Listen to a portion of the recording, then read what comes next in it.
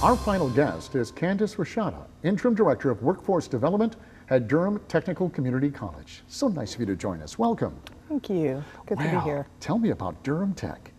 Well, I could tell you a lot about Durham Tech. I will say that Durham Technical Community College became Durham Technical Community College in 1986 when a university transfer program was added to it.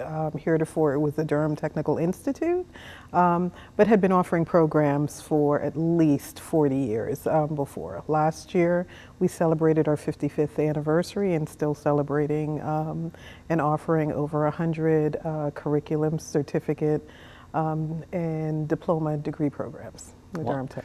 I'm a big fan of community colleges. I really am, and I think they're making a resurgence. I really do. And since we're talking about jobs, and we can talk a little bit about what jobs are available in Durham, but I mean, just because you go to Durham Tech doesn't mean you're just going to be in Durham.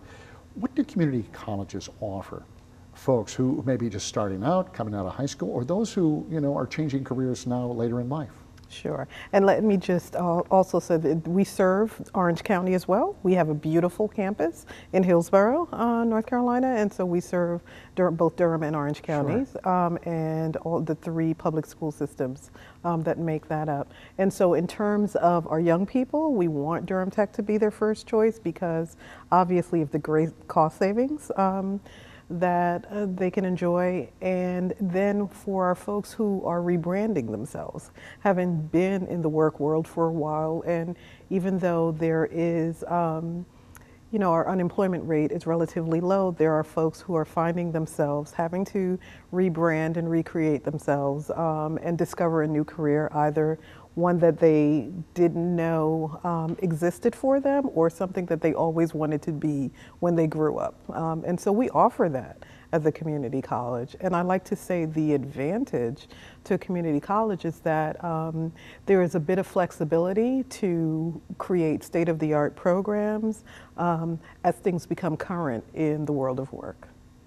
Well, you mentioned cost savings. I just want to go back to that. For folks who don't realize this, you can go to a community college and you can take those credits, and then if you choose to, you can move on to a 4-year college. I mean, that is a tremendous savings. Absolutely.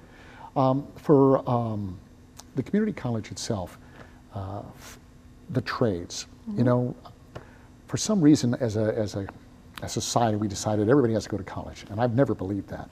And truly, you must believe the community colleges offer something that a person can get and make a wonderful living and be happy doing.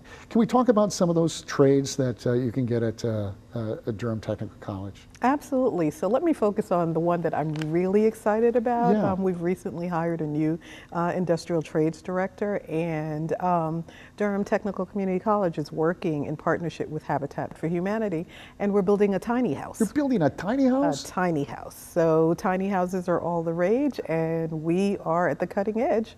And so we're building one on the campus. We invite folks to come out. The classes are held on Saturday.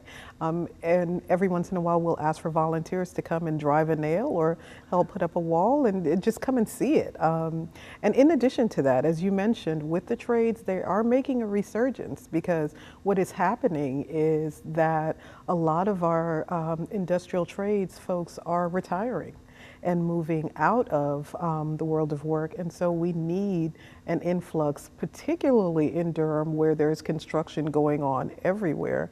We need welders, we need HVAC folks, and so we are offering that at the campus as well. And those are jobs that I don't see them going away. Maybe they will sometime in the far future, but you're always going to need plumbers, right? You're always going to need somebody who's going to take care of your heating and air conditioning. What kind of money I'm just curious, can someone in the trades actually make? Starting out, a tradesperson with their salts can make anywhere upwards of $30 an hour. $30 an hour. And those are not jobs that can be outsourced. So that, having those skills, those essential skilled trades, the ability to be able to do that is a wonderful thing that you never lose. So it's a great thing to have, even as a backup plan. Oh, no question about it. So for young people out of high school, and maybe it's the same for those who are changing a career later in life, What does Durham Tech do for, helping them with the career assessment to kind of get them on the right road, helping them prep for resumes and things like that? I'm particularly excited about talking about that. It's serving as the interim Kinda what you director do. for workforce development. And so on the continuing ed side, where I sit, we provide assessments for folks. We have what are called education navigators and resource specialists. So these are folks who may help with that person who is trying to rebrand themselves, or someone who is just out of high school, really assess what their skills are, their interests, and where they might want to go, and see if, maybe you like working with your hands, maybe you like working outdoors, maybe you're an administrative person. So we spend a lot of time really trying to identify them, and then helping navigate them through those career pathways.